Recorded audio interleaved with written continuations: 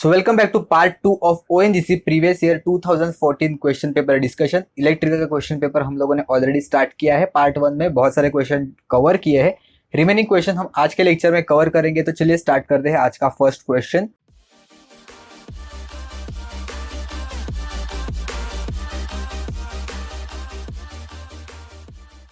तो first question है, how does an op amp function with an input resistor connected to an inverting terminal and diode in the feedback circuit. Okay, हम लोग circuit सबसे पहले समझ लेते हैं क्या है। ओपैम्प है जहां पे इन्वर्टिंग टर्मिनल के साथ रेजिस्टर कनेक्टेड है, इन्वर्टिंग यानी कि माइनस टर्मिनल के साथ रेजिस्टर कनेक्टेड है, और फीडबैक में यहाँ पे डायोड है वो कनेक्टेड है। तो ये कंप्लीट सर्किटरी का बिहेवियर कैसे होगा या फिर कंप्लीट सर्किट किस तरह से बिहेव करेगा। तो इसका करेक्ट आंसर है directly logarithmic amplifier, option C यहाँ पे करेक्ट ऑप्शन हो जाएगा। अगर रेजिस्टर और डायोड को हम लोग इंटरचेंज कर देंगे, यानी कि रेजिस्टर की जगह पे डायोड और डायोड की जगह पे रेजिस्टर, तो वो एंटी लॉग हो जाएगा, एंटी लॉग एम्पलीफायर, या फिर हम लोग उसको एक्सपोनेंशियल एम्पलीफायर भी कह सकते हैं। ओके, अगर डायोड और रेजिस्टर इंटरचेंज रहेंगे तो एंटी लॉग एम्पलीफायर हो जाएगा। आपको सर्किटरी है वो समझना ही है। आपको सिर्फ डिफरेंट जो सर्किट रहते हैं इलेक्ट्रॉनिक्स के, वो आपको सिर्फ कंस्ट्रक्शन उसका अगर पता भी हो तो बहुत सारे क्वेश्चन के आंसर आप इजीली कर सकते हो। ठीक है, नेक्स्ट क्वेश्चन देखते हैं। Which of the following is an active element in a circuit. Okay, बहुत ही आसान सा क्वेश्चन है।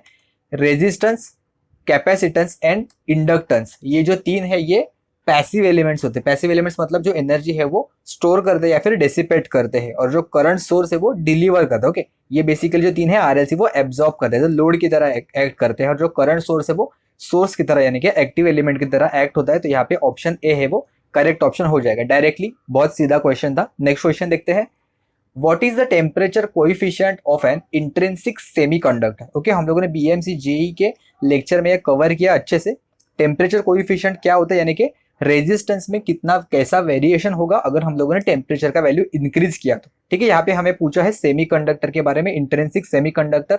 तो यूजुअली इंट्रिंसिक और एक्सट्रिंसिक दोनों सेम ही बिहेव करते हैं, यानी कि निगेटिव टेम्परेचर कोएफिशिएंट वो होते हैं। निगेटिव टेम्परेचर कोएफिशिएंट मतलब क्या होता है, चार्ट में देख सकते हैं, जैसे जैसे टेम्परेचर का वैल्यू बढ़ता जाएगा रेजिस्टेंस का वैल्यू है वो घटते जाएगा। तो सेमीकंडक्टर और जो इंसुलेटर होते हैं वो निगेटिव टेम्परेचर कोएफिशिएंट होते हैं। सिर्फ जो कंडक्टर्स है, यानी कि जो good conductors of electricity and heat, उसे हम लोग कहेंगे कंडक्टर। ओके, तो ये होते हैं पॉजिटिव टेम्परेचर कोएफिशिएंट, कि जैसे टेम्परेचर बढ़ेगा वैसे रेजिस्टेंस का वैल्यू है वो बढ़ते जाएगा। ओके, तो यहाँ पे पूछा था इंट्रिंसिक सेमीकंडक्टर, तो क्या होता है निगेटिव। ओके, ऑप्शन सी यहाँ पे करेक्ट ऑप्शन है। निगेटिव टेम्परेचर कोएफिशिएंट वो होते हैं semiconductor and insulator. Next question है, what is the resultant of two blocks having a respective transfer function as G1 and G2 which are connected in series cascade। तो क्या पूछा है, अगर दो ब्लॉक्स है, एक है G1 और दूसरा है G2, दोनों अगर कास्केड में कनेक्टेड है तो टोटल ट्रांसफर फंक्शन क्या बनेगा यहाँ पे। ओके, ये होगा आउटपुट, ये होगा यहाँ पे इनपुट।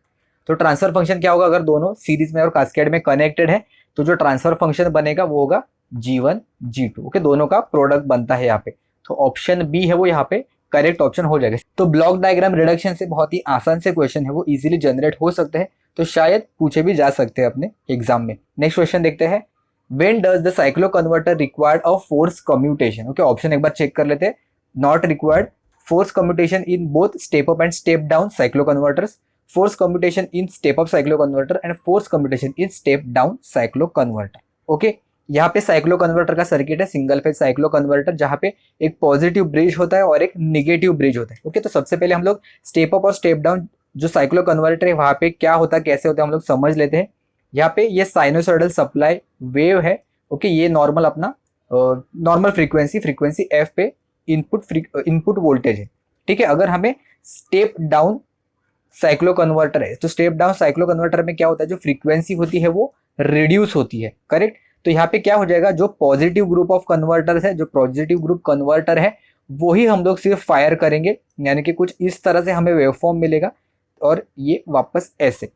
ठीक है, मतलब 3 बार हम लोग इसको फायर करेंगे, पॉजिटिव साइकिल में भी, नेगेटिव साइकिल में भी और अगेन पॉजिटिव साइकिल में भी, तब ये लोड के अक्रॉस हमें यहाँ से यहाँ तक मिल जाएगा इन केस ऑफ पॉजिटिव। अगर हमें नेगेटिव चाहिए तो हम लोग नेगेटिव ग्रुप फायर करेंगे और पॉजिटिव ग्रुप को फायरिंग प्रोवाइड नहीं करेंगे। तो कुछ इस तरह से हम लोगों को जो वेवफॉर्म है वो दिखाई देगी। यहाँ पे अगर हम लोग देखेंगे कि इनपुट के अगर 3 साइकिल जहाँ पे कंप्लीट हो रहे हैं, तो यहाँ पे आउटपुट के अगर हम लोग यहाँ पे कवर करके देखेंगे कंप्लीट, तो यहाँ पे कैसे हो जाएगा, ये कुछ इस तरह से हमें वेवफॉर्म है वो दिखाई देगा, यानी कि इनपुट के 3 साइकिल पे आउटपुट पे हमें सिर्फ एक ही साइकिल कंप्लीट हो रही है, यानी कि अगर यहाँ पे हम लोगों ने f कंसिडर किया इसका फ्रीक्वेंसी, तो यहाँ पे f/3 हम लोगों को कंसिडर करना पड़ेगा। तो जैसे नॉर्मल साइकिल कंप्लीट हो रहे हैं पॉजिटिव साइकिल, उसके अकॉर्डिंग हमें पॉजिटिव साइकिल मिल रही है, नेगेटिव साइकिल होने के बाद पूरा का पूरा नेगेटिव साइकिल हमें मिल रहा है, लेकिन शिफ्ट पॉजिटिव की तरफ यहाँ पे शिफ्ट हो रहा है। एंड अगेन तो यहाँ पे कहीं पे भी हम लोगों ने अब्रप्टली या फिर जानबूझ के कहीं पे हम लोगों ने यहाँ पे कम्यूटेशन है वो प्रोवाइड नहीं किया है। जैसे जीरो क्रॉसिंग होता है उसके अकॉर्डिंग नॉर्मली हम लोगों ने यहाँ पे जो फायरिंग है वो प्रोवाइड की है, या फिर जो कम्यूटेशन है वो जैसे यहाँ पे कोई जरूरत नहीं है in case of step down cyclo converter. लेकिन स्टेप अप साइक्लो कन्वर्टर के बीच में क्या होगा, हमें फोर्स कम्यूटेशन है वो अप्लाई करना पड़ेगा, क्योंकि यहाँ पे हमें स्टेप अप के लिए जो फ्रीक्वेंसी है वो हमें बढ़ाना पड़ेगा। फॉर स्टेप अप फ्रीक्वेंसी क्या होती है इसकी जो फ्रीक्वेंसी रहेगी it will be greater than the F. तो हमें बीच में कहीं ना कहीं पे सडन चॉपिंग है वो प्रोवाइड करना पड़ेगा, या फिर सडन कम्यूटेशन है वो प्रोवाइड करना पड़ेगा। तो इसलिए फोर्स कम्यूटेशन है ये सिर्फ हम लोग स्टेप अप साइक्लो कन्वर्टर में ही यूज करते हैं। तो यहाँ पे ऑप्शन जो सी है वो यहाँ पे करेक्ट ऑप्शन हो जाएगा, force commutation in step up cyclo converter only. Step down में फोर्स कम्यूटेशन की कोई भी जरूरत नहीं होती। ठीक है, नेक्स्ट क्वेश्चन देखते हैं। When is the peak inverse voltage highest in AC to DC converter? Option है single phase full wave mid point converter, single phase full converter, 3 phase bridge converter and 3 phase half wave converter. Okay, तो हम लोग सबसे पहले देखते हैं क्या क्या होता है। सिंगल फेज जो मिड पॉइंट कन्वर्टर होता है उसका जो पीक इनवर्स वोल्टेज होता है वो होता है ट्वाइस ऑफ द वीएम। जो सिंगल फेज फुल कन्वर्टर या फिर जो ब्रिज कन्वर्टर जिसे हम लोग कहेंगे, इसका पर डायोड के अक्रॉस या फिर पर जो एससीआर होगा उसके अक्रॉस जो हमें पीक इनवर्स वोल्टेज मिलेगा वो होता है VM, maximum voltage of the supply. 3 phase bridge inverter में जो मैक्सिमम हमें जो वोल्टेज मिलता है हर एक डायोड के या फिर हर एक एससीआर के अक्रॉस वो होता है VML, यानी कि maximum line voltage. And similarly जो 3 फेज हाफ वेव कन्वर्टर होता है वहां पे भी हमें 3 VML मिलता है, या फिर हम लोग ऐसे भी कह सकते which is equal to √3 times of the maximum of the phase voltage. Okay, which is √3 times of the maximum of the phase voltage. और √3 का वैल्यू कितना होता है, ये होता है 1.73 of the maximum phase voltage, हम लोग ऐसे कह सकते हैं। और इसका भी 1.73 times of the maximum phase voltage. तो अगर हम लोग ये चारों में कंपेयर करेंगे तो single phase full wave mid point converter का सबसे ज्यादा है। तो यही यहाँ पे इन्होंने पूछा था हाईएस्ट किसका रहेगा, तो ऑप्शन ए यहाँ पे करेक्ट ऑप्शन हो जाएगा। नेक्स्ट क्वेश्चन देखते हैं। How does the insulating property of an insulator changes with the rise in the temperature? अभी हम लोगों ने कुछ देर पहले देखा था, मैंने कहा भी था इंसुलेटर के लिए होता है नेगेटिव टेम्परेचर कोएफिशिएंट, यानी कि अगर टेम्परेचर बढ़ा तो वहां पे इंसुलेटिंग उसका प्रॉपर्टी है, यानी कि रेजिस्टिव या फिर इंसुलेटिंग प्रॉपर्टी है वो घट जाएगी। तो यहाँ पे ऑप्शन ए वीकन्स है, यहाँ पे करेक्ट ऑप्शन हो जाएगा। नेक्स्ट क्वेश्चन देखते हैं। Snubber circuit is use to limit the rate of rise of current, conduction speed, rise of voltage across SCR, या फिर none of the options. Okay, तो स्नबर सर्किट सभी को पता होना चाहिए, पावर इलेक्ट्रॉनिक्स का बहुत ही फेवरेट टॉपिक है, बहुत बार एग्जाम में पूछा जाता है। तो क्या होता है, एससीआर के अक्रॉस आर और सी है वो पैरेलल में हम लोग कनेक्ट करते हैं इन केस ऑफ स्नबर सर्किट। ये वोल्टेज स्नबर सर्किट हम लोग डायरेक्टली इसको बहुत बार कहते हैं। अगर कुछ नहीं कहा तो हमें डायरेक्टली वोल्टेज स्नबर सर्किट ही कंसिडर करना है। इससे रिलेटेड क्वेश्चन हम लोगों ने पावर इलेक्ट्रॉनिक्स का जो महाट्रांसको का जो प्लेलिस्ट है वहां पे हमने ऑलरेडी कवर किया है। बहुत सारे क्वेश्चन आपको मिलेंगे स्नबर सर्किट पे डिफरेंट एग्जाम में, तो जरूर से वो वीडियो एक बार जरूर से देखना। मैं चाहिए तो आपको ऊपर आई बटन पे प्रोवाइड कर दूंगा। ओके, तो इसका करेक्ट आंसर हो जाएगा rate of rise of the voltage across the SCR. क्योंकि हमें पता ही, अगर आपको पता भी नहीं होगा तो कैपेसिटर क्या करता है basically, it opposes the sudden change in the voltage, यानी कि वोल्टेज को sudden change in the voltage को या फिर rate of rise of the voltage को अपोज करेगा। Correct. Rise of the current का तो यहाँ पे कोई सवाल ही नहीं होगा। राइज ऑफ करंट यानी कि कितने कम ड्यूरेशन में कितना उसका एम्पलीट्यूड है वो बढ़ जाएगा। रेट ऑफ राइज का मतलब ये होता है। तो वोल्ट यहाँ पे कैपेसिटर है तो वो obviously rate of rise of voltage across the SCR को लिमिट करने की कोशिश करेगा। तो यहाँ पे ऑप्शन सी है वो करेक्ट ऑप्शन है। ओके, यहाँ पे बी नहीं है, ये किसी स्टूडेंट ने मार्क किया था, तो ऑप्शन सी यहाँ पे करेक्ट ऑप्शन हो जाएगा। अगर हमने यहाँ पे सीरीज में इंडक्टर कनेक्ट किया तो वो rate of rise of the current को भी वहां पे लिमिट करता है। ओके, तो इससे रिलेटेड मैंने अच्छे से डिस्कस किया है, वो प्लेलिस्ट में जाके जरूर से चेक करना, पावर इलेक्ट्रॉनिक्स के लेक्चर। नेक्स्ट क्वेश्चन देखते हैं। For the system shown as U of S 2/S into C of S। Okay, तो ये कंप्लीट इन्होंने पाथ दिया है, फ्लो दिया है। If the system is disturb so that the C of 0 is equal to 1, then C of T for a unit step input will be. Okay, तो ये जो दिया है हम लोग सबसे पहले ड्रॉ कर लेते हैं, क्या हो जाएगा, ये बेसिकली इस तरह से डायग्राम होगा। Two of S, two by S एक सिस्टम है, ये है सी ऑफ एस और ये है यहाँ पे U of S. Correct. Transfer function क्या बनेगा इसका, ट्रांसफर फंक्शन होगा यहाँ पे 2 divided by S which is equal to C of S divided by U of S.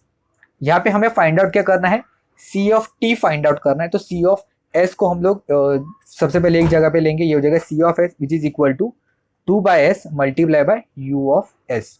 U of S यानी कि इनपुट क्या है, यूनिट स्टेप इनपुट है।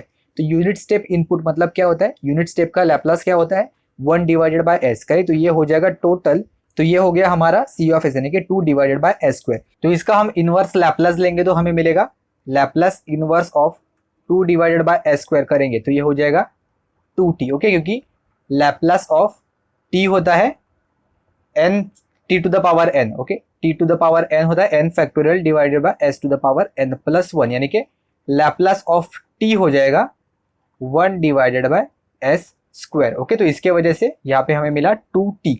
तो यहाँ पे जो 2t है यानी कि जो ऑप्शन ए और ऑप्शन बी तो यहाँ पे चला जाएगा। यहाँ पे इन्होंने कहा है C of 0 is equal to 1, यानी कि अगर t का वैल्यू हमने 0 सब्स्टिट्यूट किया फिर भी जो सी ऑफ t का वैल्यू है वो 2t प्लस समथिंग 1 मिलेगा। ओके, 2t प्लस 1, क्योंकि अगर t का वैल्यू अगर हमने यहाँ पे 0 भी सब्स्टिट्यूट किया फिर भी सी ऑफ 0 का वैल्यू मिलेगा हमें यहाँ पे 1, और इसलिए यहाँ पे ऑप्शन सी है वो करेक्ट ऑप्शन हो जाएगा। माइनस नहीं आएगा क्योंकि हम लोगों ने यहाँ पे ऑलरेडी देखा है 2t ही आएगा लाप्लास इनवर्स के केस में। ठीक है, नेक्स्ट क्वेश्चन देखते हैं। What is the meter resistance of a 1000 ohm per volt meter used to measure a resistance on 150 scale. ठीक है, जैसे मैंने ऑलरेडी कहा था ऑप्शन के थ्रू जाएंगे, किलो ओम्स में है और हमारे पास यूनिट्स का हेल्प लेंगे। यहाँ पे क्या है, 1000 ओम पर वोल्ट, और हमें जो ऑप्शन है वो वोल्ट के ओम्स के कंसिडरेशन में है, इसलिए हम लोग इसको मल्टीप्लाई में अगर 150 करेंगे 150 वोल्ट तो ये वोल्ट से वोल्ट है वो कैंसिल आउट हो जाएगा और हमें आंसर मिलेगा 150 किलो ओम्स। ओके, अगर आपको कुछ पता भी नहीं है फिर भी हम लोग ऑप्शन के हेल्प से फाइनल आंसर तक पहुंच सकते हैं। ऑप्शन ए यहाँ पे करेक्ट ऑप्शन हो जाएगा 150 किलो ओम्स। नेक्स्ट क्वेश्चन देखते हैं। What is the shunt resistance to be use to convert 1 milliampere ammeter to 1 ampere ammeter and it has a resistance of 100 ohms। यानी कि हमें यहाँ पे जो रेंज एक्सटेंशन का क्वेश्चन है यहाँ पे दिया है, इसका जो इंटरनल रेजिस्टेंस इन्होंने दिया है क्या दिया है, ये है एमीटर जिसमें से 1 मिली एम्पियर हम लोग यहाँ पे फ्लो कराएंगे, ये है 100 ohms। अगर हमें एमीटर का रेंज एक्सटेंशन करना है तो इसलिए हमें पैरेलल में एक जो शंट रेजिस्टेंस है वो कनेक्ट करते हैं। रेंज एक्सटेंशन में हम लोग यहाँ पे करंट है वो फ्लो कराएंगे यानी कि 1 एम्पियर, जिसमें से 1 मिली एम्पियर है वो ऑलरेडी जो एमीटर है उसमें से फ्लो होगा जो प्रीवियस कंडीशन है, और जो रिमेनिंग करंट है वो अभी जो शंट ब्रांच में से फ्लो करने लगेगा यानी कि 1 एम्पियर माइनस 1 मिली एम्पियर। तो 1 मिली एम्पियर कितना होता है एम्पियर के कंडीशन में 0.001 एम्पियर। करेक्ट। तो यहाँ पे अभी शंट ब्रांच में कितना करंट फ्लो होगा 0.999 एम्पियर। ओके, इतना करंट है वो शंट ब्रांच में से फ्लो होगा। इसके एक्रॉस कंप्लीट जो शंट ब्रांचेस दोनों पैरेलल में है यानी कि वोल्टेज है वो सेम हो जाएगा यहाँ पे।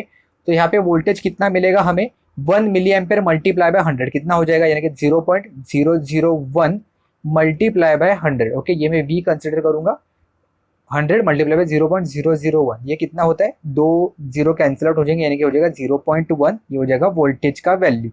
तो अगर हमें शंट रेजिस्टेंस का वैल्यू यहाँ पे फाइंड आउट करना है तो ये हो जाएगा shunt resistance is equal to 0.1, ये होगा वोल्टेज डिवाइडेड बाय इसमें से कितना करंट फ्लो हो रहा है 0.999। तो हम लोग ऐसे कंसिडर कर सकते हैं 0.1 and it is approximately equal to the 0.999, मतलब हम लोग इसको 1 कंसिडर कर सकते हैं यहाँ पे अप्रोक्सीमेशन करने के लिए, तो which is approximately equal to 0.1 ohm. तो हम लोग ऑप्शन में चेक करेंगे कि 0.1 ओम कहाँ पे है, ये नहीं होगा, ये करेक्ट है, ऑप्शन बी यहाँ पे करेक्ट ऑप्शन है। आगे 0.001 भी हमें मिलेगा बिकॉज हमने यहाँ पे अप्रोक्सीमेशन किया है।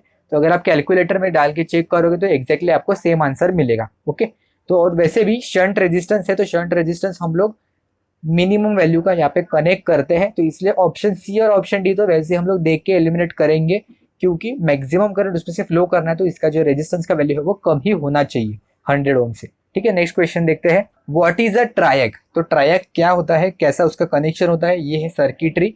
तो basically it is a two thyristors connected in anti parallel. Okay, parallel में नहीं, एंटी पैरेलल में कनेक्ट करते हैं। और थायरिस्टर ट्रांजिस्टर में यहाँ पे इन्होंने कंफ्यूजन करने के लिए दिया है। तो थायरिस्टर्स होते हैं connected in anti parallel. Option C यहाँ पे करेक्ट ऑप्शन हो जाएगा। नेक्स्ट क्वेश्चन देखते हैं, which test is use to determine the magnetising impedance of a transformer. Okay, तो ओपन सर्किट टेस्ट क्या होता है? The open circuit test on a transformer is used to determine the core losses in a transformer and the parameters of the shunt branches। तो shunt branches के और जो core losses है वो हम लोग ओपन सर्किट टेस्ट के help से फाइंड आउट करते हैं। Hence, using the open circuit test, we can determine the magnetizing impedance। तो हमें आंसर तो मिल गया है। ओपन सर्किट टेस्ट के मदद से हम लोग यहाँ पे जो मैग्नेटाइजिंग इम्पीडेंस है ऑफ अ ट्रांसफॉर्मर वो फाइंड आउट करते हैं। सिमिलरली शॉर्ट सर्किट टेस्ट से हम लोग क्या फाइंड आउट करते हैं? जो कॉपर लॉसेस होते हैं वो फाइंड आउट करते हैं। नेक्स्ट क्वेश्चन है, an amplifier with a mid band gain is equal to 500 and has a negative feedback is equal to 1/100 if the upper cutoff frequency without feedback were at 60 Hz, then with feedback it would become। Okay, तो without feedback इन्होंने 60 Hz कहा है और with feedback यहाँ पे इन्होंने दिया है, विथ फीडबैक हमें यहाँ पे फाइंड आउट करना है क्या हो जाएगा। तो सबसे पहले हम लोग उसका जो बैंडविड्थ है वो कैरेक्टरिस्टिक समझने की कोशिश करेंगे। यहाँ पे कैसे होगा? विदाउट फीडबैक के केस में हमें कुछ इस तरह से जो बैंड पास है वो कैरेक्टरिस्टिक दिखाई देगी, लेकिन जैसे हम लोग फीडबैक प्रोवाइड करेंगे तो हमें पता है निगेटिव फीडबैक के वजह से जो गेन है उसका वैल्यू कम होते जाता है। करेक्ट, गेन के वजह से, निगेटिव फीडबैक के वजह से जो गेन का वैल्यू है वो कम होते जाता है। ये होगा यहाँ पे गेन, होगा यहाँ पे गेन और यहाँ पे होगा फ्रीक्वेंसी। ओके, तो इसका बैंडविड्थ अगर हमें लिखना है यानी कि विदाउट फीडबैक वाला, तो वो कुछ इस तरह से दिखाई देगा। 3 dB lower cut off frequency जो यहाँ पे होती है ये हो जाएगा लोअर फ्रीक्वेंसी और ये होगा हायर कट ऑफ फ्रीक्वेंसी, ये विदाउट फीडबैक वाला। ओके, ये होगा विदाउट फीडबैक वाला और ये विथ फीडबैक। विथ फीडबैक कैसे होगा? यहाँ पे जो बैंडविड्थ है वो बढ़ जाएगा लेकिन जो गेन है वो यहाँ पे घट जाएगा नेगेटिव फीडबैक के वजह से। ओके, नेगेटिव फीडबैक ही हम लोगों ने यहाँ पे कंसिडर किया है। तो ये होगा यहाँ पे अभी higher cut off frequency of feedback वाला केस और ये होगा lower cut off frequency with feedback. Okay, तो हम लोग यहाँ पे देख सकते हैं कि जो गेन का वैल्यू है वो कम हुआ लेकिन जो बैंडविड्थ का वैल्यू है वो यहाँ पे बढ़ गया। तो इस तरह से हम लोग एक बार कुछ समझने की कोशिश करेंगे। ठीक है, तो भाई यहाँ पे हमें लो कट ऑफ फ्रीक्वेंसी और हाई कट ऑफ फ्रीक्वेंसी क्या फाइंड आउट करना है हमें? If the upper cut off frequency without feedback. Okay, तो हमें basically upper cut off frequency का वैल्यू है वो फाइंड आउट करना है विथ फीडबैक, यानी कि विथ फीडबैक वाला हमें यहाँ पे है वो वैल्यू फाइंड आउट करना है। तो ये कितना हो जाएगा? ये नॉर्मल विदाउट फीडबैक वाला frequency multiply by 1 + a × b। Okay, directly value है वो सब्स्टिट्यूट करेंगे fh, यानी कि हायर कट ऑफ फ्रीक्वेंसी कितना दिया था 60 Hz, मल्टीप्लाई बाय 1 + a यानी कि 500 मल्टीप्लाई बाय b यानी कि डिवाइडेड बाय 100। ठीक है, ये कितना हो जाएगा? 60 टू द ब्रैकेट 1 + 5 यानी कि 60 मल्टीप्लाई बाय 6 ये हो जाएगा 360। ओके, ऑप्शन यहाँ पे किलो हर्ट्ज में दिए हैं और यहाँ पे इन्होंने 60 हर्ट्ज दिया है, तो कहीं पे भी प्रिंटिंग मिस्टेक होगा। यहाँ पे शायद 60 किलो हर्ट्ज देना चाहिए इन्होंने ऑप्शन में, क्योंकि यही करेक्ट आंसर हो जाएगा यहाँ पे अगर किलो हर्ट्ज में ऑप्शन है तो ये हो जाएगा 60 किलो हर्ट्ज। तो यहाँ पे ऑप्शन सी नहीं, यहाँ पे ऑप्शन जो डी है वो करेक्ट ऑप्शन हो जाएगा 360 किलो हर्ट्ज। सिमिलरली ये हायर के लिए था करेक्ट। अगर हमें लोअर के लिए पूछा तो हम लोग क्या करेंगे? लोअर विथ फीडबैक के लिए ये हो जाएगा FL and divided by 1 + AB। Okay, एक बार मल्टीप्लीकेशन होगा ऑब्वियसली, क्योंकि हायर कट ऑफ फ्रीक्वेंसी में जो फीडबैक के साथ उसका वैल्यू है वो बढ़ जाता है, तो इसलिए 1 + AB वाला जो टर्म है वो हम लोग मल्टीप्लाई करेंगे। विथ फीडबैक के केस में इसका जो वैल्यू है वो कम होता है, तो इसके लिए 1 + AB वाला जो फैक्टर है वो हम लोग यहाँ पे डिवाइड कर देंगे। ओके, तो इन चारों में से अगर आपको कोई भी पूछा तो हम लोग इजीली फाइंड आउट कर सकते हैं। तो इसलिए ये सर्किट अगर आपने दिमाग में बिठा लिया तो आपको मल्टीप्लाई करना या फिर डिवाइड करना है, ये इजीली समझ में आ जाएगा। ठीक है, नेक्स्ट क्वेश्चन देखते हैं। The thermal runaway is not possible in FET because as the temperature of the FET increases, इनमें से क्या कंडीशन होता है? तो डायरेक्टली हम लोग आंसर पे चलते हैं। The thermal runaway is not possible in FET because as the temperature of the FET increases the mobility decreases. Okay, mobility यहाँ पे कम हो जाती है और मोबिलिटी कम होने के वजह से जो करंट है वो कम हो जाएगा, करंट कम हो जाएगा, तो इसके वजह से जो टेम्परेचर है वो कम हो जाएगा। टेम्परेचर कम होने के वजह से जो पावर डिसिपेशन होगा वो कम हो जाएगा, जिसके वजह से अगेन जो थर्मल रन अवे का केस है वो यहाँ पे पॉसिबल नहीं होगा। थर्मल रन अवे में क्या होता है जो हमें बीजेटी में दिखाई देता है, जैसे कि करंट बढ़ा तो करंट बढ़ने की वजह से यहाँ पे पावर बढ़ता है, पावर डिसिपेशन की वजह से टेम्परेचर अगेन बढ़ता है। ओके, मैं यहाँ पे लिख देता हूँ, करंट बढ़ने की वजह से यहाँ पे जो पावर डिसिपेशन है वो बढ़ता है, पावर डिसिपेशन की वजह से जो टेम्परेचर है वो इंक्रीज होता है, और अगेन टेम्परेचर इंक्रीज की वजह से यहाँ पे जो करंट है वो वापस से बढ़ने लगता है। तो ये एक विशेष साइकिल में घूमने लगता है और ये जो बीजेटी है वो इजीली ब्रेक डाउन हो सकता है। तो ये होता है थर्मल रन अवे जो हमें दिखाई देता है बीजेटी के केस में, लेकिन ये एफईटी में नहीं दिखाई देगा, क्योंकि जैसे ही टेम्परेचर बढ़ेगा यहाँ पे जो मोबिलिटी है वो डिक्रीज हो जाएगी। ओके, तो यहाँ पे ऑप्शन ए है वो यहाँ पे करेक्ट ऑप्शन हो जाएगा। नेक्स्ट क्वेश्चन देखते हैं, the dummy coils are use in a DC generator. Okay, dummy coils यहाँ पे आप देख सकते हो, ऐसा कुछ होता है रोटर जहाँ पे कंडक्टर्स हम लोग देख सकते हैं, यहाँ पे मार्क किया है और यहाँ पे डमी कॉइल्स है।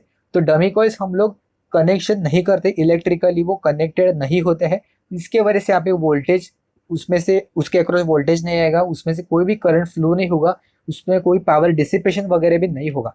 तो इसलिए ऑप्शन ए, ऑप्शन बी और ऑप्शन जो डी है वो गलत आंसर हो जाएंगे। ये सिर्फ डमी कॉइल हम लोग कनेक्ट करते हैं to get the mechanical balance. Okay, अगर यहाँ पे जो स्लॉट है वो ओपन रहेंगे तो वो मैकेनिकली इम्बैलेंस हो जाएगा, क्योंकि यहाँ पे कंडक्टर होने की वजह से यहाँ पे थोड़ा ज़्यादा वेट रहेगा as compared to the other two slots. तो यहाँ पे जो मैकेनिकली इम्बैलेंस होने की वजह से प्रॉब्लम हो सकता है, तो इसलिए हम लोग कॉपर कॉइल्स है वही यूज़ करते हैं डमी कॉइल्स में, लेकिन वहाँ पे हम कोई भी इलेक्ट्रिकल कनेक्शन नहीं कनेक्ट करते। ठीक है, नेक्स्ट क्वेश्चन देखते हैं, identify the characteristics of a shunt type ohm meter. Shunt type ohm meter कुछ इस तरह से होता है इसका कनेक्शन।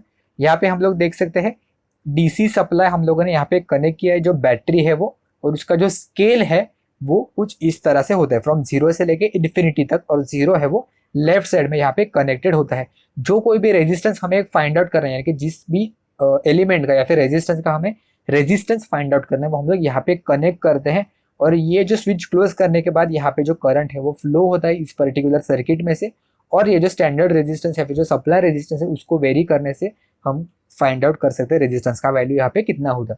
ओके, और ये जो पॉइंटर है वो बताता है यहाँ पे कितना वैल्यू इसका हो सकता है। तो इसके लिए हमें डीसी सप्लाई लगेगा और जीरो डिफ्लेक्शन वाला जो स्केल लगेगा, जहाँ पे जो जीरो है वो लेफ्ट साइड में होगा। तो यहाँ पे ऑप्शन ए है ये करेक्ट आंसर हो जाएगा। ठीक है, नेक्स्ट क्वेश्चन देखते हैं, in measurement made using a Q meter the high impedance element should be preferably connected in. क्या कहा है, हाई इम्पिडेंस वाले जो एलिमेंट्स है वो हम लोग कैसे कनेक्ट करेंगे। तो ऑप्शन से जाएंगे एक बार, star, delta, series and parallel. Okay, तो अगर हमें क्यू मीटर के हेल्प से हाई इम्पिडेंस एलिमेंट को मेजर करना है, तो अगर हमने उसको सीरीज में कनेक्ट कर दिया, तो सीरीज में कनेक्ट करने की वजह से ऑब्वियसली पहले से ही वो हाई रेजिस्टेंस है, अगर सीरीज में कनेक्ट कर दिया तो टोटल ओवरऑल जो इम्पिडेंस है वो बहुत ज़्यादा हाई होगा, और वो मेजर करने में कहीं ना कहीं पे प्रॉब्लम होगा, इसलिए सीरीज तो नहीं होगा। स्टार डेल्टा का भी यहाँ पे कोई सवाल नहीं उठता है। पैरेलल में हम लोग कनेक्ट कर सकते हैं, लॉजिकली हम लोग सोचेंगे अगर हाई इम्पिडेंस वाले जो एलिमेंट्स अगर हम लोगों ने पैरेलल में कनेक्ट कर दिया, तो पैरेलल में दो अगर हाई इम्पिडेंस कनेक्ट करेंगे, ये भी हाई होगा ये भी हाई, तो इसका अगर टोटल हम लोग ओवरऑल इम्पिडेंस निकालेंगे तो वो समथिंग लो से लेके मीडियम के बीच में होगा। ओके, वो हाई वैल्यू हमें नहीं मिलेगा, तो वो शायद मेजर करने के लिए ईजी होगा। और अगर हमें सीरीज में कनेक्ट करना है तो दो लो इम्पिडेंसेस है वो अगर हमने सीरीज में कनेक्ट कर दिया तो ये मेजर करने के लिए ये भी आसानी हो जाएगी। अगर दोनों लो पैरेलल में कनेक्ट करेंगे तो उसका वैल्यू और लो हो जाएगा, तो वो प्रॉब्लमेटिक हो जाएगा मेजर करने के लिए। तो अगर लो वैल्यू रहेंगे तो वो सीरीज में कनेक्ट करेंगे, हाई वैल्यू रहेंगे इम्पिडेंसेस को हम लोग करेंगे पैरेलल में कनेक्ट। ठीक है, नेक्स्ट क्वेश्चन देखते हैं, ऑप्शन यहाँ पे डी करेक्ट आंसर हो जाएगा। If transistors during the switching of a power supply are to be studied then which oscilloscope will be preferred. Okay, हमने लैब में देखा ही होगा, कॉलेज में ये होता है ड्यूअल ट्रेस ऑसिलोस्कोप, जो बहुत पहले यूज होता था, और अभी लेटेस्ट होता है ये डीएसओ यानी कि डिजिटल स्टोरेज ऑसिलोस्कोप। यहाँ पे बहुत सारे डिफरेंट फंक्शनलिटी होते हैं, यहाँ पे वोल्टेज का, करंट, फ्रीक्वेंसी, ये बहुत सारी चीज़ें डायरेक्टली डिस्प्ले पे यहाँ पे कनेक्ट होती है, और ये स्टोर करता है जो कोई भी अकर होता है यहाँ पे हमारे सामने। अगर बहुत माइन्यूट चेंजेस भी होता है तो हम लोग इजीली डीएसओ के साथ उसे कैप्चर कर सकते हैं। तो जैसे कि ट्रांजिएंट वाला जो पीरियड होता है वो हम लोग यहाँ पे स्टोर करके भी बाद में देख सकते हैं। तो इसलिए डिजिटल स्टोरेज ऑसिलोस्कोप ज़्यादा प्रेफरेबल होगा as compared to the other 3 oscilloscope. ठीक है, नेक्स्ट क्वेश्चन देखते हैं। What is the slip of 3 phase 6 pole and a 50 hertz induction motor with a frequency of rotor current at a full load is 2 hertz. बहुत ही आसान सा question है। Induction motor के केस में जो रोटर फ्रीक्वेंसी हम लोग एफ डैश से डिनोट करते हैं वो होता है S times of the supply frequency. तो यही स्लीप का वैल्यू हमें फाइंड आउट करना है। तो कैसे फाइंड आउट करेंगे? S is equal to F dash divided by F. तो ये कितना हो जाएगा? एफ डैश का वैल्यू कितना है, यानी कि रोटर का फ्रीक्वेंसी है 2 hertz and divided by supply frequency है 50 हर्ट्ज। तो ये कितना हो जाएगा? हो जाएगा 4 divided by 100 which is equal to 4%। Okay, तो स्लीप का वैल्यू है यहाँ पे 4%। ऑप्शन सी करेक्ट ऑप्शन हो जाएगा। नेक्स्ट क्वेश्चन देखते हैं। पोर्टियर ट्रायंगल सेपरेट्स द। तो पोर्टियर ट्रायंगल हम लोग क्यों यूज करते हैं? आयरन और कॉपर लॉसेस के लिए यूज करते हैं क्या? नहीं, इसके लिए हम लोग नहीं यूज करते। Field MMF and armature MMF find out करने के लिए भी नहीं यूज करते। स्टेटर वोल्टेज रोटर वोल्टेज के लिए भी पोर्टियर ट्रायंगल का कोई भी यहाँ पे यूज नहीं होगा। ऑप्शन सी भी गलत है। ऑप्शन डी यहाँ पे करेक्ट ऑप्शन है। Armature leakage reactance and armature reaction MMF find out करने के लिए हम लोग पोर्टियर ट्रायंगल जो मेथड है वो यूज करते हैं। ठीक है, नेक्स्ट क्वेश्चन देखते हैं। What connections of a wattmeter should be reversed to read an upscale when the wattmeter reading shows a negative reading, pointer reads below 0। यानी कि पहले ही ये wattmeter है वो नेगेटिव रीडिंग है वो शो कर रही है, तो अगर हमें उसे पॉजिटिव बनाना है तो इसके लिए क्या करना पड़ेगा? या तो प्रेशर कॉइल के कनेक्शन को हमें रिवर्स करना पड़ेगा, सिर्फ करंट कॉइल के कनेक्शन को रिवर्स करना पड़ेगा, both pressure coil and current coil को रिवर्स करना पड़ेगा, या फिर दोनों में से कोई भी कनेक्शन रिवर्स किया तो भी चलेगा।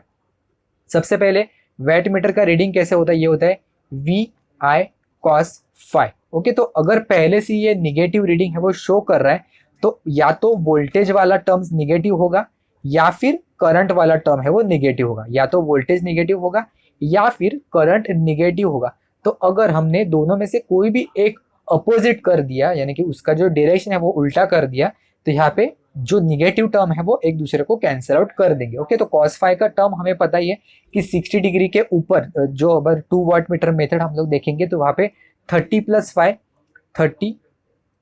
5 एंड 30 माइनस 5। ओके, ऐसा कुछ होता है, cos 30 plus 5 and cos 30 minus 5।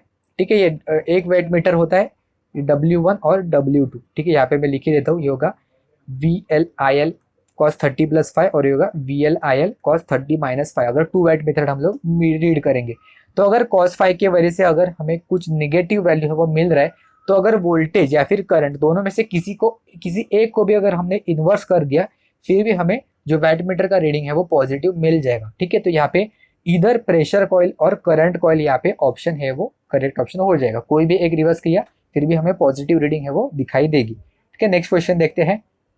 Which of the following are measure of error constant of the system? तो हम लोग कंट्रोल सिस्टम में जो ESS पढ़ते हैं, जो स्टेडी स्टेट एरर हमने अच्छे से डिस्कस किया था। बेसिकली ये क्या होता है? 1 डिवाइडेड बाई 1 प्लस KP हम लोग फाइंड आउट करते हैं, 1 divided by KV and 1 divided by KA। Correct, position error constant, velocity error, और जो ये जो कांस्टेंट होते हैं अगर हम लोग इसको इस फैशन में लिखेंगे तो ये होता है steady state error.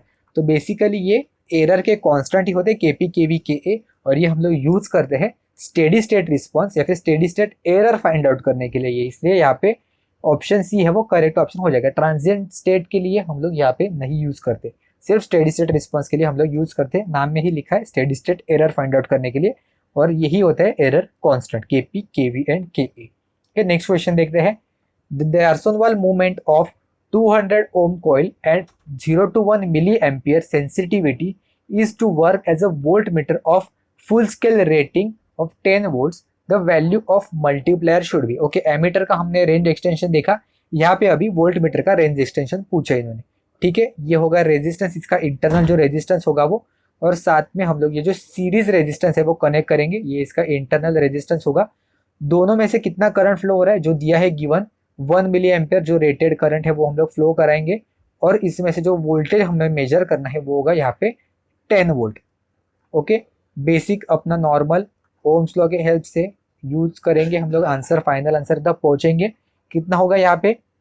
1 milli ampere is equal to 10 volts divided by internal resistance कितना है यहाँ पे 200, होगा 200 प्लस सीरीज रेजिस्टेंस। तो अगर हम लोग फाइंड आउट करेंगे RSA का वैल्यू तो हमें मिलेगा 9800 ओम्स। ठीक है, बहुत ही आसान सा क्वेश्चन। यहाँ पे मैं अभी कैलकुलेशन करके नहीं दिखा रहा हूँ, आप अगर चेक करोगे तो यही आंसर आपको मिलेगा। ऑप्शन सी यहाँ पे करेक्ट ऑप्शन हो जाएगा। नेक्स्ट क्वेश्चन देखते हैं, what is the effect of armature reaction on DC generator. तो जनरेटर का आउटपुट क्या होता है, हम लोग ऐसे याद रखेंगे, जनरेटर का आउटपुट क्या होता है, बेसिकली ईएमएफ होता है, और मोटर का आउटपुट क्या होता है, टॉर्क। करेक्ट। तो अगर आर्मेचर रिएक्शन वहां पे हो रहा है तो जनरेटर के केस में उसका ईएमएफ का वैल्यू कम हो जाएगा, और मोटर के केस में उसका जो टॉर्क का वैल्यू है वो कम हो जाएगा। तो यहाँ पे ऑप्शन बी है वो करेक्ट ऑप्शन हो जाएगा, डिक्रीजेस इन generated EMF. Okay, next question देखते हैं, what is the hysteresis in an instrument means. Change in the same reading when input is first increased and then reduced, the reliability of an instrument, the repeatability of the instrument, the inaccuracy due to change in the temperature. The hysteresis in an instrument mean. Okay, तो hysteresis losses तो हमने पढ़ा ही है। जो BH curve हम लोग draw करते हैं वो क्या होता है, सबसे पहले जो ओरिजिनल कर्व हमें मिलता है वो कुछ इस तरह से मिलता है, यानी कि जब भी हम लोग कोई भी एक एलिमेंट को मैग्नेटाइज करते हैं तो हम लोग कुछ इस तरह से दिखाई देगा कर्व, लेकिन अगर हम उसको डीमैग्नेटाइज करने की कोशिश करेंगे तो वो सेम पाथ है वो फॉलो नहीं कर रहा है, वो दूसरे पाथ से चला जाएगा। सिमिलरली अगर हम उसको बढ़ाने की कोशिश करेंगे, अपोजिट डायरेक्शन में इसको मैग्नेटाइज करने की कोशिश करेंगे तो वो इस तरह से हमें जो कंप्लीट कर्व है वो इस तरह से दिखाई देगा। करेक्ट, इसी को हम लोग कहते हैं हिस्टेरिसिस लूप। करेक्ट, इसी को हम लोग कहते हैं हिस्टेरिसिस लूप। यानी कि क्या, एक बार हम लोग उसको चार्जिंग करेंगे और एक बार डिस्चार्जिंग करेंगे, या फिर एक बार मैग्नेटाइज करेंगे और एक बार डीमैग्नेटाइज करेंगे, तो वो सेम पाथ है वो फॉलो नहीं करेगा। तो ऑप्शन में से ऑप्शन ए वो करेक्ट ऑप्शन है, the change in the same reading when the input is first increase and then reduce, यानी कि सेम, पहले हम लोग मैग्नेटाइज करते हैं और बाद में डीमैग्नेटाइज कर देंगे, फर्स्ट इंक्रीज एंड बाद में डिक्रीज। तो ये जो हमें इतना जो कर्व मिलता है टोटल, ये होता है हिस्टेरिसिस लॉसेस। तो सेम होता है इंस्ट्रूमेंट के केस में, कोई भी इंस्ट्रूमेंट के बारे में अगर हमने बात की तो। ओके, नेक्स्ट क्वेश्चन देखते हैं, the two identical SCRs are placed back to back in series with load if each is fire at 90 degree और DC volt meter across the load will read. Okay, तो मैं हमेशा बोलता हूँ कि अगर आपने जो सर्किट डायग्राम ड्रॉ किया तो आपको बहुत ही आसानी हो जाएगी। दो एससीआर्स है, हम लोगों ने सीरीज में बैक टू बैक कनेक्ट कर दिए हैं, यानी कि कुछ इस तरह से हमें यहाँ पे डायग्राम दिखाई देगा, और ये है यहाँ पे लोड। तो या फिर हम लोग ऐसे भी कनेक्ट कर सकते हैं, SCR back to back connect करने के लिए कहा है, यानी कि कुछ इस तरह से भी हम लोग इसको कनेक्ट कर सकते हैं। Okay, back to back in series में, दोनों में से कोई भी सर्किट हम लोग अज्यूम कर सकते हैं। यहाँ पे इन्होंने फायरिंग प्रोवाइड कर दिए, लेकिन फायरिंग प्रोवाइड करने से हम लोग कॉमन सेंस भी यूज कर सकते हैं। करंट अगर सोर्स से लेकर लोड तक जाने के लिए एक हम लोग देख सकते हैं दोनों अपोजिट डायरेक्शन में कनेक्टेड है, और हमें पता ही है कि एससीआर या फिर जो डायोड में जो करंट है वो यूनि डायरेक्शनल फ्लो होता है, यानी कि एनोड से लेके कैथोड तक। करेक्ट, एनोड से लेके कैथोड तक हमेशा जो करंट है वो फ्लो होता है। तो अगर ये करंट अगर ये अलाउ भी किया ये पर्टिकुलर फर्स्ट एससीआर ने, तो सेकंड वाला ब्लॉक करेगा। बॉटम वाले केस में क्या होगा, अगर यहाँ पे फर्स्ट वाला ही ब्लॉक कर रहे हैं, सेकंड वाला अलाउ भी कर रहे हैं, तो नेगेटिव साइकिल में भी ये वाला डायोड है वो अलाउ करेगा करंट फ्लो करने के लिए। लेकिन ये जो फर्स्ट एससीआर है, सॉरी डायोड ने एससीआर, जो एससीआर है वो ब्लॉक करेगा करंट को फ्लो करने के लिए, यानी कि पॉजिटिव साइकिल में भी और निगेटिव साइकिल में भी लोड में से करंट फ्लो होगा ही नहीं। तो अगर हम लोग उसको कहीं पे भी फायर करेंगे, कौन से भी इंस्टेंट पे, फिर भी हमारे आउटपुट पे जो वोल्टेज है वो हमें कभी भी दिखाई नहीं देगा, ऐसा पर्टिकुलर कंडीशन रहा तो इसलिए डायरेक्टली ऑप्शन जो ए है वो करेक्ट ऑप्शन हो जाएगा। ठीक है, नेक्स्ट क्वेश्चन देखते हैं, the Laplace transform of a function I of T is दिया है यहाँ पे, the final value will be. Final value theorem हम लोगों को पता ही है, फाइनल वैल्यू थ्योरम क्या होता है, limit T tends to final value, यानी कि टी टेंड्स टू 0 अगर कुछ है एफ ऑफ टी, तो उसका क्या होगा, limit S tends to 0 S multiply by F of S. Okay, S से यहाँ पे मल्टीप्लाई करना है, भूलना नहीं है। ओके, तो यहाँ पे आई ऑफ एस का वैल्यू कितना दिया है, आई ऑफ एस है 10s + 4 divided by S into the bracket s + 1 s square + 4s + 5। ठीक है, तो अगर हम इसको s से मल्टीप्लाई करेंगे तो यानी कि इसका फाइनल वैल्यू थ्योरम के अकॉर्डिंग इसका ये s है वो कैंसिल आउट हो जाएगा। अगर मैं यहाँ पे लिख देता हूँ, लिमिट s टेंड्स टू 0, ये हो जाएगा s multiply by 10s + 4 divided by s into the bracket s + 1 s square + 4s + 5। ये S से S कैंसल आउट होगा। अगर हम लोगों ने यहाँ पे 0 सब्स्टिट्यूट किया तो इसका आंसर मिलेगा 4 divided bye 5। Okay, option A है वो यहाँ पे करेक्ट ऑप्शन हो जाएगा, 4 डिवाइडेड बाय 5। नेक्स्ट क्वेश्चन है what is the definition of a synchronous speed. हमें पता ही है, ऑप्शन एलिमिनेशन के थ्रू जाएंगे। एग्जैक्टली क्या पूछा है, the speed at which stator magnetic field rotates. Correct, हमें स्टार्टिंग में ऑप्शन मिल गया है। इसका फॉर्मूला क्या होता है, NS is equal to 120F divided by P। Okay, F होता है frequency of the supply and P होता है number of poles. Option A ही यहाँ पे करेक्ट ऑप्शन है। नेक्स्ट क्वेश्चन देखते हैं, the time constant of a series RC circuit is given by. Series RC circuit का टाइम कॉन्स्टेंट होता है RC एज इट इज, और अगर सीरीज RL सर्किट है तो इसका जो टाइम कांस्टेंट होता है, वो होता है L divided by R। Okay, option A है वो यहाँ पे करेक्ट ऑप्शन हो जाएगा, RC या फिर CR। नेक्स्ट क्वेश्चन देखते हैं, what is the main criteria for selection of a size of a distributor. होना चाहिए यहाँ पे distributor for a radial distribution system. तो डिस्ट्रीब्यूटर हम लोग कौन से क्राइटेरिया से सिलेक्ट करते हैं, तो यहाँ पे ऑप्शन ए है वो करेक्ट ऑप्शन हो जाएगा। वोल्टेज ड्रॉप के हेल्प से हम लोग जो डिस्ट्रीब्यूटर है उसका साइज है वो सिलेक्ट करते हैं। और फीडर के लिए यहाँ पे मैं लिख देता हूँ, फीडर के लिए हम लोग जो उसका करंट कैरिंग कैपेसिटी है, वो हम लोग कंसिडरेशन में लेते हैं, या फिर उसको टेम्परेचर राइज भी कह सकते हैं, क्योंकि करंट के रिलेटेड ये है, टेम्परेचर है, जितना ज़्यादा करंट होगा उतना ड्रॉप ज़्यादा होगा, और उसके अकॉर्डिंग टेम्परेचर राइज कितना होगा वो भी यहाँ पे डिसाइडिंग फैक्टर होगा in case of feeder. Okay, और ये होगा डिस्ट्रीब्यूटर के केस में वोल्टेज ड्रॉप। नेक्स्ट क्वेश्चन देखते हैं, for a second order system with the close loop transfer function T of S दिया है, the settling time for 2% band in second is. तो सेटलिंग टाइम कैसे होता है, अंडर डैम्प सिस्टम के लिए हमें कुछ इस तरह से जो वेवफॉर्म है वो दिखाई देगा, और जहाँ पे जो सिस्टम उसके फाइनल स्टेडी स्टेट वैल्यू पे पहुंचेगी तो यहाँ पे उसको 100% स्टेडी स्टेट वैल्यू पे पहुंचने के लिए बहुत टाइम लगेगा, लेकिन उसको टॉलरेंस बैंड यानी कि वहाँ पे हमें कुछ ना कुछ फ्लक्चुएशन है वो ऐसा दिखाई देगा। तो 2% फ्लक्चुएशन है वो अलाउेबल होता है, 2% 5% भी अलाउेबल होता है, क्योंकि उसको एग्जैक्ट स्टेडी स्टेट वैल्यू पर पहुंचने के लिए उसको ऑलमोस्ट इनफाइनाइट टाइम लगेगा। हम लोगों को 98% भी अगर एक्यूरेसी मिला या फिर उतना भी हमें फाइनल स्टेडी स्टेट वैल्यू मिला तो भी हम लोगों को चलता है। तो इसलिए जो सेटलिंग टाइम होता है फॉर 2% बैंड वो कितना होता है, वो होता है 4 टाउ। ओके, और 4 टाउ का वैल्यू कितना होता है, 4 divided by zeta omega N. तो हमें बेसिकली जीटा ओमेगा एन का वैल्यू फाइंड आउट करना है। 5% के लिए भी यहाँ पे मैं लिख देता हूँ, 5% के लिए होता है 3 टाउ। अगर 5% पूछा तो वो होता है 3 टाउ, यानी कि 3 divided by zeta omega N. तो हम लोग ये स्टैंडर्ड जो इतना इक्वेशन है उसके साथ कंपेयर करेंगे। स्टैंडर्ड इक्वेशन क्या होता है, omega N square divided by S square plus 2 zeta omega N S plus omega N square. ठीक है, तो कंपेयर करेंगे तो ओमेगा एन का वैल्यू हमें मिलेगा 3 और 2 जीटा ओमेगा एन का वैल्यू हमें मिल रहा है 4। ओके, तो जीटा ओमेगा एन का वैल्यू कितना मिलेगा यहाँ पे, जीटा ओमेगा एन का वैल्यू मिलेगा यहाँ पे 2।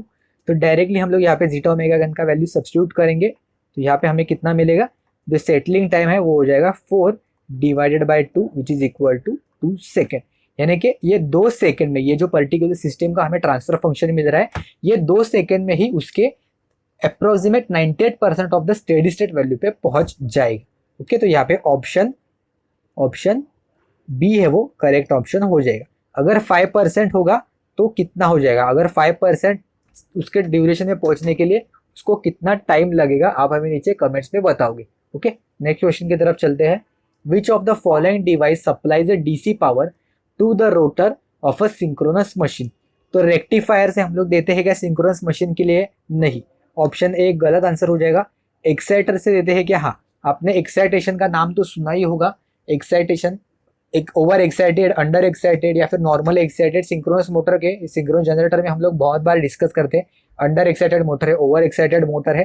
तो इसीलिए जो सिंक्रोनस मोटर का जो रोटर होता है वहाँ पे हम लोग एक्साइटर के हेल्प से इसको एक्साइटेशन प्रोवाइड करते हैं। ओके, रेक्टिफायर से नहीं प्रोवाइड करते, ऑब्वियसली इसका आउटपुट डीसी है लेकिन वो फिक्स डीसी होता है मोस्ट प्रोबेबली। एक्साइटर हम लोग या तो चेंज कर सकते हैं, वेरिएबल इजीली कर सकते हैं। ओके, तो यहाँ पे एक्साइटर ऑप्शन बी है वो करेक्ट ऑप्शन हो जाएगा। नेक्स्ट क्वेश्चन देखते हैं, how are the 500 ohm resistors connected so as to give an effective resistance of the 750 ohm. Okay, बहुत ही बच्चों वाला क्वेश्चन है। अगर 2 resistance same value of resistance हम लोग पैरेलल में कनेक्ट करेंगे तो उसका वैल्यू है वो हाफ हो जाएगा। ओके, और सीरीज में कनेक्ट करेंगे तो एडिशन हो जाएगा। तो अगर यहाँ पे हम लोगों ने 500 और 500 कनेक्ट कर दिया तो यहाँ पे इसका इफेक्टिव रेजिस्टेंस बनेगा 250 ओम्स। ओके, ये हो जाएगा 250 ओम्स, और साथ में सीरीज में अगर हमने यहाँ पे अगेन 500 ओम्स कनेक्ट कर दिया तो टोटल आर इक्विवेलेंट का वैल्यू हमें मिलेगा 750 ओम्स। ठीक है, देख के हम लोगों को पता चलेगा। तो इसलिए 500 ओम्स और 500 ओम्स दोनों पैरेलल में होंगे, तो ऑप्शन चेक कर ले, 3 रेजिस्टेंस इन पैरेलल नहीं, 3 रेजिस्टर्स ऑफ 500 इन सीरीज नहीं, 2 resistors of 500 each in parallel, 2 resistors of 500 each in parallel and a combination of resistor with series with another 500 ohm resistor। Okay, option D यहाँ पे correct option है। सी वाला option है वो सिर्फ आधा ही है कि सीरीज में रेजिस्टेंस नहीं कनेक्ट किया। नेक्स्ट क्वेश्चन देखते हैं, how many number of comparators are present in a parallel conversion type to 8-bit A to D converter. Okay, आपको ये नंबर अगर आपने पढ़ा होगा डिजिटल इलेक्ट्रॉनिक्स तो आपको पता होगा कि इसमें से 2 से पावर में ही कुछ ना कुछ हमें इक्वेशन मिलता है हमेशा, 2 to the power n या फिर 2 to the power n minus 1 या फिर 2 to the power n plus 1 या फिर 2 to the power n minus 1, ऐसे टाइप के हमें हमेशा क्वेश्चन में वो मिलते हैं, या फिर मल्टीप्लाई भी इसके साथ n भी होगा एंड सो ऐसे कुछ ना कुछ हमें इक्वेशन मिलते हैं। तो हम लोग ऑप्शन में चेक करेंगे तो 2 to the power हम लोग 8 बिट है ना, तो 2 to the power mostly n यानी कि 2 to the power 8 करेंगे तो हमें इसका वैल्यू मिलता है 256, ये होगा 256। तो इसके रिलेटेड क्या हो सकता है, 2 to the power 8 minus 1 यानी कि 255, करेक्ट 255। तो यहाँ पे ऑप्शन जो बी है वो यहाँ पे करेक्ट ऑप्शन हो जाएगा। ऐसे ही इसमें से ही कुछ ना कुछ जो ऑप्शन है वो आप लगा के देखो, अगर आपको कुछ भी आइडिया नहीं है कंपेरेटर्स क्या होता है, पैरेलल कन्वर्जन कंपेरेटर कैसे होता है, डिफरेंट कंपेरेटर्स होते हैं।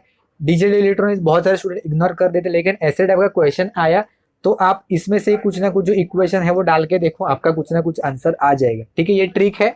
अगर आप डिजिटल इलेक्ट्रॉनिक्स अगर आपको अच्छा नहीं लगता है तो आप इसमें से ही कुछ जो इक्वेशन है वो ट्राई करके देख सकते हो। और वैसे भी आपको हर एक क्वेश्चन वो अटेम्प्ट करना ही, जैसे मैंने कहा था 100 क्वेश्चन हमें अटेम्प्ट करके ही आना है फॉर ONGC पेपर, तो इसलिए इसमें से अगर कुछ क्वेश्चन आया तो ऐसे ही क्वेश्चन है इक्वेशन है वो यूज करके फाइनल आंसर तक पहुंच जाना। ओके, नेक्स्ट क्वेश्चन देखते हैं, which of the following semiconductor power device is not current triggered device. Thyristor में हम लोग करंट ट्रिगर करते हैं क्या? हाँ, करंट ट्रिगर करते हैं। थायरिस्टर में हम लोग SCR यानी बेसिकली जो गेट करंट होता है उससे ही सारा कंट्रोलिंग होता है, तो इसलिए ये ऑप्शन गलत है। GTO में भी हम लोग जो कंट्रोलिंग डिवाइस है, कंट्रोलिंग जो पैरामीटर है वो गेट करंट ही होता है, तो इसलिए यहाँ पे ऑप्शन जो बी है वो भी गलत आंसर हो जाएगा। ट्राया के केस में भी वही होता है, ऑप्शन सी भी गलत आंसर हो जाएगा।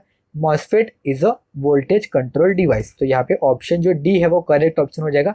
MOSFET is a voltage control device, it is a voltage control device. Okay, नहीं पता है तो अपने नोट्स में लिख लेना। नेक्स्ट क्वेश्चन देखते हैं, if a 3-phase induction motor is operating at a slip S, then what will be the slip at the instant when the 2 supply leads are interchange. ठीक है, तो 3-phase इंडक्शन के motor में अगर हमें पता नहीं है तो हम लोग सिंगल फेज का सहारा लेंगे। सिंगल फेज इंडक्शन मोटर में हमने तो पढ़ा ही है फॉरवर्ड स्लिप क्या होता है, फॉरवर्ड स्लिप होता है वो होता है नॉर्मल अपना S, और जो बैकवर्ड स्लिप होता है वो होता है 2 माइनस ऑफ S, करेक्ट। तो सेम कंसेप्ट हम लोग यहाँ पे देखेंगे, और ऑप्शन में भी यहाँ पे करेक्ट ऑप्शन हम लोग को दिया है ऑप्शन ए 2 माइनस S। तो अगर आपको 3-phase का भी पता नहीं है फिर भी आप जो सिंगल फेज है उसके हेल्प से हम लोग फाइनल आंसर तक इजीली पहुंच सकते हैं। तो बैकवर्ड स्लिप का आंसर हमें मिलेगा यहाँ पे 2 माइनस S। तो इतने ही अच्छे क्वेश्चन थे ONGC के 2014 के पेपर में। अगर आपको इसमें से कुछ भी डाउट है आप हमें नीचे कमेंट्स में पूछ सकते हो। 2019 का पेपर अगर आपने अभी तक नहीं देखा है तो आप जाके जरूर से चेकआउट करना, वहाँ पे हम लोगों ने 80 क्वेश्चन टोटल कंप्लीट किए हैं। बहुत अच्छे क्वेश्चन है, बहुत ही इजी क्वेश्चन भी, आपका फटाफट प्रैक्टिस भी हो जाएगा। साथ साथ में जो BMC JEE के क्वेश्चन जैसे मैंने कहा था वो देख लेना। अगर आपके पास बुकलेट है तो SSC JEE के जो क्वेश्चन है उसके प्रैक्टिस कर लेना। अगर आपके पास बुकलेट नहीं है तो डिस्क्रिप्शन में मैंने लिंक प्रोवाइड कर दिया, आप वहाँ से जाके परचेस कर सकते हो। साथ साथ में आप महाट्रांसको का प्लेलिस्ट भी एक बार चेक कर लेना। ओके, हम लोगों ने वहाँ पे अच्छे से क्वेश्चन है वो डिस्कस की है महाट्रांसको AE के प्लेलिस्ट। ओके, आपको सारे लिंक्स है वो नीचे डिस्क्रिप्शन बॉक्स पे मिल जाएगी। ओके, अगर आपको वीडियो हेल्पफुल लगा तो अपने दोस्तों के साथ भी वीडियो जरूर से शेयर कर देना, और अगर आपको अच्छा लगा हो तो हमारे बाकी की भी वीडियोज है वो जरूर से चेकआउट करना। ठीक है, और आपको एग्जाम के लिए very all the best. Okay, अच्छे से सारे क्वेश्चन है वो अटेम्प्ट करना, और जैसे मैंने कहा था 100 के 100 क्वेश्चन है वो जरूर से अटेम्प्ट करना। और स्ट्रैटेजी वाली वीडियो अगर आपने नहीं देखी है तो ज़रूर से स्ट्रेटेजी वाली वीडियो भी एक बार जरूर से चेकआउट करना। ओके, तो मिलते हैं नेक्स्ट वीडियो में किसी और सब्जेक्ट के साथ।